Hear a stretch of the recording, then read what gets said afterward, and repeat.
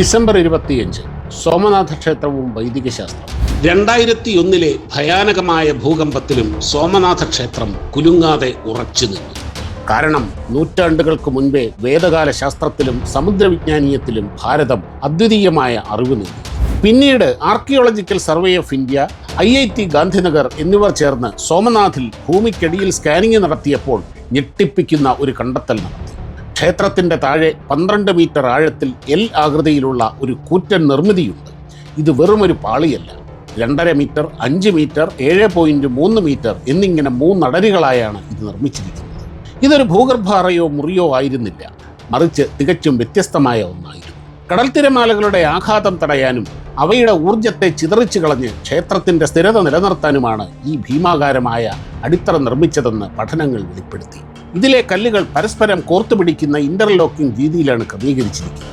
തിരമാലകളുടെ സമ്മർദ്ദമോ ഭൂചലനത്തിൻ്റെ പ്രകമ്പനമോ വരുമ്പോൾ ഈ കല്ലുകൾ തകരില്ല. പകരം ആ ശക്തിയെ എല്ലാ ദിശകളിലേക്കും പകുത്തു നൽകി ആഘാതം കുറയ്ക്കും. ആധുനിക കോൺക്രീറ്റിൽ നിന്ന് വ്യത്യസ്തമായി ചുണ്ണാമ്പ്, ചിപ്പികൾ, ശർക്കര എന്നിവ ചേർത്ത പുരാതന ഇന്ത്യൻ മിശ്രിതം ഉപ്പുവെള്ളത്തിൽ കൂടുതൽ കരുത്താർജിക്കുന്നു.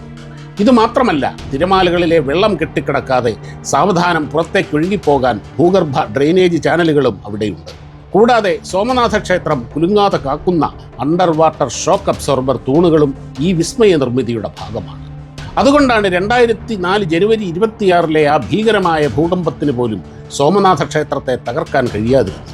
വെറും ഭക്തിയിൽ മാത്രമല്ല, വേദകാലത്തെ ശാസ്ത്രം, ഗണിതം, എഞ്ചിനീയറിംഗ്, സമുദ്രവിജ്ഞാനം എന്നിവയുടെ പിൻബലത്തിൽ കൂടിയാണ് ഈ ക്ഷേത്രം പണിതിരിക്കുന്നത്. ഇന്ന് Massachusetts institute of technology, Stanford തുടങ്ങിയ ലോകപ്രശസ്ത സർവകലാശാലകളിലെ ശാസ്ത്രജ്ഞർ സോമനാഥത്തിലെ ഈ നിർമ്മാണ രീതിയെക്കുറിച്ച് ഗവേഷണം നടത്തുന്നു.